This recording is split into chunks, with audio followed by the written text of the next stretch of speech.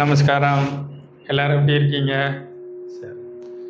இப்போ இந்த ஆடி மாதத்தில் நம்ம உடலுக்கு ரொம்ப இருக்கக்கூடிய பிரபஞ்ச சக்தி எவ்வளவு சக்தியை தருதோ அவ்வளவு சக்திக்கு தகுந்தால இப்போ நம்ம காற்றில் ஈரம் சேர்ந்து வர்றதுனால சூரியனுடைய ஒளி குறையும். அதனால் நம்ம உடம்புக்கு நோய் தொற்றுகள் அதிகமாக வரும்.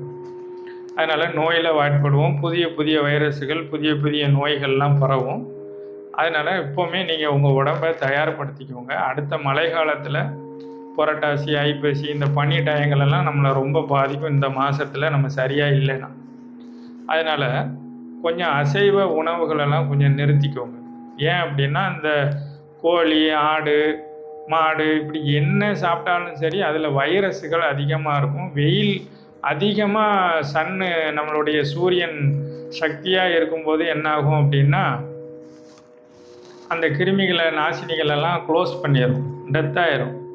ஆனால் இந்த ஈரப்பதம் இருக்கக்கூடிய காற்றுல சூரிய ஒளி குறையும் போது நம்ம எதெல்லாம் சாப்பிட்றோமோ அந்த நோயில் உள்ள வைரஸ், அதாவது அந்த மிருகங்களுடைய வைரஸ் எல்லாம் நம்ம உடம்புல போய் சேர்ந்துருக்கும். அதனால் அந்த நேரங்களில் இதெல்லாம் கொஞ்சம் தவிர்த்துக்கோங்க. மற்ற நாள்களில் நீங்கள் கோடை டயங்களெல்லாம் நீங்கள் உங்கள் எப்போதும் போல் உணவுகளுக்கு போய்க்கிடலாம். அதனால் அசைவம் சாப்பிடாமல் இருக்கணுமா அது மாதிரி யோசிக்க வேண்டாம். இது எதற்காக அப்படின்னா நான் சொல்கிறது இஸ்லாமியர்களுக்கும், கிறிஸ்தவர்களுக்கும், இந்துக்களும் நீங்கள் யாரெல்லாம் இருக்கீங்களோ எல்லாருக்கும் சேர்த்து சொல்லுது. ஏன்னா நீங்கள் எல்லோரும் இந்த பிரபஞ்ச சக்தியில் தானே இருக்கீங்க. இப்போ கொஞ்சம் பேர் என்ன நினச்சிட்டு இருப்பாங்க, நான் கிறிஸ்டின் எங்களுக்கெல்லாம் ஒன்றுமே கிடையாதுன்ட்டு இருப்பாங்க. இஸ்லாமியரும் எங்களுக்கும் ஒன்றும் கிடையாதுன்ட்டு இருப்பாங்க. ஜெயின் மதம், புத்தகம் இப்படி எல்லாருமே சைவர்கள் ஃபுல்லாகவே இந்த இடத்துல தப்பிச்சுக்கிடுவாங்க. மற்ற எல்லாரும் இந்த நோயில் மாட்டிக்கிடுவீங்க. அதனால் இது நாங்கள் மத சார்பாக நாங்கள் இதெல்லாம் செய்ய மாட்டோம், செய்வோம் அப்படிங்கிற மாதிரி இல்லாமல் எல்லோரும் ஒற்றுமையாக இருந்து இந்த மாதத்தை எல்லாருமே கடைபிடிக்கும். ஏன்னா சயின்ஸு எல்லாருக்கும் ஒன்று தான். மதங்கிற நீங்கள் சாமியை நீங்கள் கும்பிட்டுக்கிறீங்க, எப்படி வேணாலும் கும்பிட்டுக்குவோங்க. உங்களுக்கு ஒரு கடவுள்னு சொல்லி நீங்கள் எங்களுக்கு அப்படி இருக்காங்க, இப்படி இருக்காங்கன்னு சொல்லி கும்பிடுதீங்க, கதை பேசுகிறீங்க. ஆனால் எல்லோரும் இங்கேருந்து போனவங்கிறத ஞாபகம் வச்சுக்கிடணும், அவ்வளோதான். ஏன்னா நீங்கள் இங்கே பிறக்கும் போதே யாரும் கிறிஸ்டின் கிடையாது. நீங்கள் பிறக்கும் போதே இஸ்லாமியமோ, பௌத்தமோ, சமணமோ கிடையாது. நீங்கள் இங்கே பிறக்கும்போது எல்லாருமே எங்கே இருந்தீங்க? இந்திய மக்கள், சமவெளி, சிந்து சமவெளி கலாச்சாரம் ஆசீவகர்கள். நீங்கள் தான் என்ன செஞ்சுருக்கீங்க, இப்போ கன்வெர்டட் ஆகிருக்கீங்க. அதனால் அதையும் நான் எங்களுக்கு என்னென்னா எல்லாரும் மக்களே அவங்களுக்கு எல்லாருக்கும் நல்லது போய் சேரணுங்கிறது எங்களோட எண்ணமாக இருக்குது. அதனால் இந்த விஷயத்தை சொல்கிறேன். அதனால் எல்லாருமே இந்த நேரங்களில் அசைவங்களை கொஞ்சம் நிறுத்திக்கோங்க, கொஞ்சம் சைவ உணவுகளுக்கு போங்க. அதேமாரி நெய்யும் சாப்பிடக்கூடாது. நெய்யும் மாட்டிலேருந்து வர்றது தான், அதனால் அதுவும் சாப்பிடக்கூடாது. பழங்கள், காய்கறிகள், கொட்டைகள், திணை அரிசி, கருப்பு கவுனி இது மாதிரி ஜாமான்களை நிறைய பயிர் வகைகள்லாம் ஒவ்வொரு நாளைக்கு ஒவ்வொரு பயிரை முளை கட்டி சாப்பிடுங்க. அது அவ்வளோத்தையும் இப்போ நீங்கள் ஒரு பாசி பயிர் எடுத்திங்கன்னா அதை நனைய போட்டு ஒரு துணியில் கட்டி வச்சிங்கன்னா முளை வந்துடும். அந்த முளை வந்த உடனே ஒன்று மென்று சாப்பிடுங்க. அப்படி இல்லை அப்படின்னா உங்களுக்கு மென்று சாப்பிட டைம் இல்லை அப்படின்னா ஒரு மிக்சியில் போட்டு கொஞ்சம் தண்ணியை ஊற்றி நல்லா அடித்து அந்த பால் எடுங்க. அந்த பாலை எடுத்து அதில் கொஞ்சம் ஜிஞ்சர் ஜூஸ், அதாவது இஞ்சி சாறை கொஞ்சம் ஊற்றிட்டு கொஞ்சம் இனிப்பு வேணும்னா லேசாக ஏதாவது போட்டுக்கிட்டு அதை நீங்கள் குடிக்கலாம். அதுதான் ஒரிஜினல் பால். இப்போ நீங்கள் பாக்கெட்டில் குடிக்கிற பாலெல்லாம் பால் கிடையாது. அது எல்லாம் ஒரு பால் மாதிரி, ஆனால் அது பால் இல்லை. அதனால் அந்த மாதிரி பால்களை, மிருகங்களில் இருந்து வரக்கூடிய எந்த பொருளாக இருந்தாலும், பாலாக இருந்தாலும், நெய்யாக இருந்தாலும், மாமிசமாக இருந்தாலும், இந்த ஆடி மாதத்தில் இருந்து அடுத்த நீங்கள் அந்த பங்குனி சித்திரை வர்ற வரைக்கும் அதை நம்ம நிறுத்துறது நல்லது. ஏன் அப்படின்னா இப்போ நீங்கள் ஆவணி, புரட்டாசி, இப்போ ஆடி மாதம், ஆவணி, புரட்டாசி, ஐப்பசிலெலாம் மழை வந்துடும். அடுத்தது கார்த்திகை, மார்கழிலாம் பனி வந்துடும். அப்போ இந்த நாட்களில் சூரிய வெப்பம் இல்லாமல் நம்ம ஈரப்பதத்தோடு இருக்கும்போது மிருகங்கள்லாம் நோய்வாய்ப்படும். அப்போ மிருகங்களுடைய உணவை நம்ம சாப்பிட்டோன்னா அந்த நோய் நமக்கும் வரும். அதனால் அசைவங்கள் சாப்பிடக்கூடாது. உணவுங்கிறது ஒரு மனிதனுக்கு அவனுடைய உரிமை. நீங்கள் எப்போ வேணாலும் சாப்பிடலாம். ஆனால் இந்த நாட்களில் உங்கள் உரிமையை கொஞ்சம் நகர்த்தி வச்சுட்டு கொஞ்சம் உடலுக்கு ஆரோக்கியம் கொடுக்கணும். நீங்கள் ரொம்ப நாள் நல்லா இருக்கணும். உங்கள் குடும்பங்களுக்கு லட்சியம் கனவுகள்லாம் நடத்தணும். அதனால் என்ன செய்யுங்க, இதெல்லாம் கொஞ்சம் ஒதுக்கி வச்சுட்டு கொஞ்சம் இந்த மாமிசங்களெல்லாம் நோக்கி வச்சுட்டு இதுக்கு வாங்க. இந்த பாசி பயிர் மாதிரி சொன்னோம் இல்லையா, பால் எடுக்கிறது, அது மாதிரி எல்லா பயிர்களையும் ஒவ்வொரு நாளைக்கு ஒவ்வொரு பயிரை நனைய போடுங்க, முளை கட்டுங்க, பச்சையாக சாப்பிடுங்க. சாப்பிட முடியலன்னா மிக்சியில் அடித்து பாலாக குடிங்க. அடுத்தது வந்து காய்கறிகளை, நல்ல பச்சை காய்கறிகளை சாப்பிட்ற மாதிரி இருக்கக்கூடிய காய்கறிகளை காலையில் உணவாக நல்லா கழுவிட்டு எடுத்துக்கோங்க. அதாவது வெண்டைக்காய், கேரட்டு, இந்த பீட்ரூட்டு, தேங்காய், பழம், இது மாதிரி உள்ள விஷயங்கள். தேங்காய், பழம், கேரட்டு இது எல்லாத்தையுமே நீங்கள் கொஞ்சம் எடுத்துக்கிடலாம், மொத்தமாக எடுத்துக்கலாம். வெள்ளரிக்காய் இது மாதிரி உள்ள உணவுகளெல்லாம் காலை உணவுகளுக்கு சாப்பிடுங்க, நல்லாயிருக்கும் உடம்பு. அடுத்தது வந்து இரவு உணவு வந்து நீங்கள் வந்து கம்மியாக சாப்பிடணும். இந்த காலத்தில் இன்றைக்கி நிறைய நைட்டு தான் எல்லோரும் இன்றைக்கி பயங்கரமாக சாப்பிட்றாங்க. நைட்டு தான் புரோட்டா. நீங்கள் கடையிலலாம் வெளியிலலாம் போய் பார்த்தீங்கன்னா நைட்டு தான் பிரம்மாண்டமாக இருக்குது சாப்பாடு. கடையும் சரி, சாப்பாடும் சரி, ரோட்டு கடை நல்ல என்னது பானிபூரி, பீஸா, மசாலா, என்னது ரொட்டி மசாலா, புரோட்டா, சிக்கன் பொரிச்சது, சிக்கன் காடை, கௌதாரி, இதெல்லாம் பார்த்தீங்கன்னா நைட்டில் தான் இப்போ எல்லா கடையிலையும் மின்னுது. அப்படி இதெல்லாம் நீங்கள் போய் நைட்டில் சாப்பிட்டீங்கன்னா நோய் உங்களை க்ளோஸ் பண்ணிடும் கம்ப்ளீட்டாக. அதுவும் போக அதில் சேர்த்துருக்கிற கலர் பொடியும், அதில் சேர்த்துருக்கிற ரசாயனம், கெமிக்கல்ஸு, அஜனாமோட்டா, இது எல்லாம் உங்கள் குடலை பாழாக்கிடும்.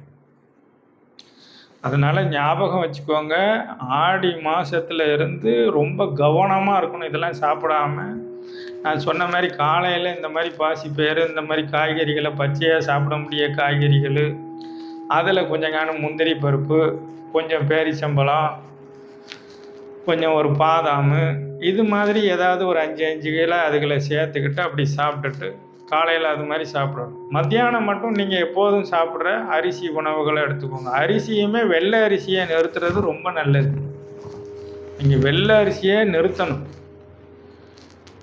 கருப்பு கவுனி அரிசி, மாப்பிள்ளை சம்பா, கைக்குத்தல் அரிசி, இந்த மாதிரி உள்ள நல்ல அரிசிகளில் நம்ம நாட்டு அரிசி நிறைய இப்போ வகைகள்லாம் வந்துட்டு, அதனால் இந்த மாதிரி அரிசிகளெல்லாம் என்ன செய்யணும், நீங்கள் வாங்கி ஒவ்வொரு நாள் மதியானம் பொங்கிக்கோங்க. அது போக ஒரு நாள் கூட்டு வச்சுக்கோங்க, ஒரு நாள் உங்களுக்கு தேவை தந்தாலும் குழம்புகளை வச்சுக்கோங்க. ஆனால் இது எல்லாத்தையும் சாப்பிடணும். நீங்கள் இது மாதிரி காலையில், மதியம், இரவு சாப்பிடணும். அடுத்தது ரொம்ப முக்கியமான விஷயம் என்ன தெரியுமா, சாப்பாடை வந்து கம்மி பண்ணணும். இந்த மாதங்கள் அதிகமாக வயிறு நிறைய சாப்பிடக்கூடாது. சாமி எனக்கு வயிறு பசிக்கு நான் நிறைய சாப்பிட்லாமான்லாம் கேட்பாங்க. அதனால் வயிறு பசிக்குன்னா வயிறு எவ்வளவு பசிக்க அவ்வளோ வரைக்கும் சாப்பாடை போடக்கூடாது. நம்ம எவ்வளவு சாப்பிடணுமோ, எவ்வளோ வயிறு பசித்தாலும் அது அக்னி உள்ளே வந்து ஆசிட்டு உள்ளே சுரந்துக்கிட்டே இருக்கும், குடலில் பட்டுக்கிட்டே இருக்கும். அதனால் என்ன செய்யும், நமக்கு அது எரியிற மாதிரி தெரியும். அதனால் அதெல்லாம் பசின்னு நினச்சிட்டு நம்ம சாப்பாடை அள்ளி அள்ளி போட்டோம்னா அந்த சாப்பாடெல்லாம் செரிமானம் ஆகாது, நல்ல கண்டென்ட்டாக உடஞ்சி நம்ம ரத்தத்துக்கு போகாது. அப்போ நல்ல கண்டென்ட்டாக அது உடஞ்சி நமக்கு என்ன சத்து வேணுமோ அது உடஞ்சி நம்ம ரத்தத்துக்கு போனோம் அப்படின்னா நம்மளோட உணவை வந்து இந்த 6 மாதங்களும் கொஞ்சம் கொஞ்சமாக குறைச்சிட்டு வாங்க.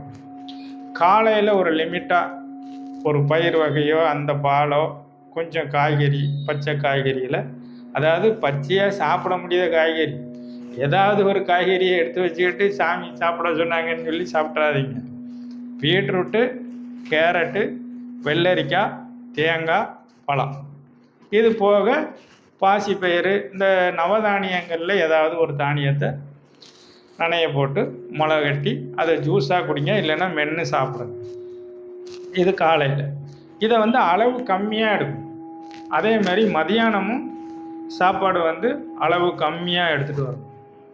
அதே மாதிரி இரவில் ஏதாவது ஒரு தானியங்களில் ஏதாவது ஒரு தானியங்களில் நல்ல தோசை மாவு மாதிரி அரைச்சி அதை சுட்டு சாப்பிட்றது, இல்லைன்னா களி கூழ், இந்த ராகி கூழ், ராகி களி, பாசிப்பயிறு மாவில் தோசை, இது மாதிரி பண்ணிக்கிட்டு அதை வீட்டில் செய்து சாப்பிடுங்க. இது மாதிரி சாப்பிட்டிங்கன்னா உடல் ஒரு ஆரோக்கியமாக இருக்கும்.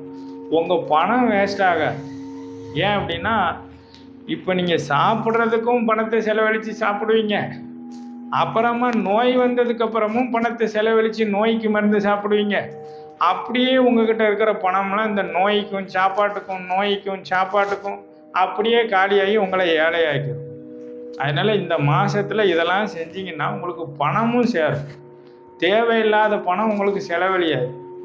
அதனால் தேவையானதை வாங்கி தேவையானதை சாப்பிட்டு பழகி இது மாதிரி ஒன்று பண்ணிக்கோங்க. அடுத்தது ஒரு சின்னதாக ஒரு மருந்து சொல்லுதேன், அதையும் செஞ்சுக்கோங்க. கை மருந்தில் ஒரு இஞ்சி ஒரு விரல் நீளத்துக்கு எடுத்துக்கோங்க. அதை தோலை நல்லா சீவிட்டு அதை நல்லா பொடிசாக வெட்டி மிக்சியில் போடுங்க. ஒரு 2 பல் பூண்டு போட்டுக்கோங்க. 1 ஸ்பூன் ஓமத்தையும் போட்டு அதை நல்ல ஒரு 100 மில்லி 150 மில்லி தண்ணி ஊற்றி நல்ல மிக்சியில் அரைச்சி சாறை நல்லா வடிகட்டி எடுத்துட்டு அதில் ஒரு சின்னதாக கருப்பட்டியை போட்டு அடுப்பில் வச்சு கொதிக்க வச்சுட்டு அதை ஒரு 100 மில்லி இரவு படுக்கும்போது குடிச்சிட்டு வாங்க. இதேமாதிரி காலையில் வெறும் வயிற்றுலையும் குடிக்கலாம். அடுத்தது சனிக்கிழமை தோறும் இப்போ என்ன பண்ணுங்கள், சனிக்கிழமை ஆயிட்டுன்னா வெறும் வயிற்றுல நீங்கள் காலை கடன்களெல்லாம் முடிச்சுட்டு ஒரு 20 வேப்பிலை எடுங்க. ஒரு இஞ்சி சைஸுக்கு மஞ்சள் எடுங்க. அதில் ரொம்ப கசப்பாக இருக்குன்னு நினைக்கிறவங்க 1 ஸ்பூன் ஓமம் போட்டுக்கோங்க. அந்த கசப்பு வாசத்தை எடுத்து அப்போ 20 வேப்பிலை, இந்த இவ்வளவு சைஸுக்கு மஞ்சள், இதெல்லாம் போட்டு ஒரு 100 மில்லி தண்ணியை ஊற்றி அதையும் மிக்சியில் போட்டு அடித்து சாறு எடுத்து காலையில் குழந்தைங்களுக்கு வீட்டில் இருக்கிற பெரியவங்க எல்லாரும் சனிக்கிழமை காலையில் வாரத்தில் ஒரு நாள், இந்த ஆடியில் இருந்து தை மாதம் வரைக்கும் ரெகுலராக குடிக்கலாம். வாரத்தில் ஒரு நாள் குடிக்கணும். அதனால் அதை சிலவங்க ஒரு பயம் காட்டுவாங்க, இதெல்லாம் வேப்பிலையெல்லாம் ரொம்ப சாப்பிட்டேன்னா அப்படி ஆயிரும் இப்படி ஆயிரும்பாங்க. அதெல்லாம் ஒன்றுமே பயப்பட வேண்டாம். வாரத்தில் ஒரு நாள் சனிக்கிழமை இந்த 20 வேப்பிலை, இந்த மஞ்சளை தண்ணியை ஊற்றி அரைச்சி சாறு எடுத்து குடிச்சிக்கோங்க.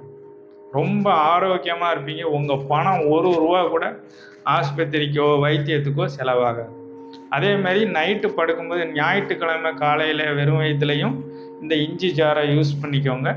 நைட்டு படுக்கும்போதும் யூஸ் பண்ணிக்கோங்க. இதை வாரம் செஞ்சுட்டு வந்தீங்கன்னா இந்த 5 நாள் என்னெல்லாம் சாப்பிட்டு உங்கள் உடம்புல கிருமி பிரச்சனை வைரஸ்லாம் இருக்கோ அது அனைத்தும் இந்த 2 நாளில் சுத்தமாகிடும்.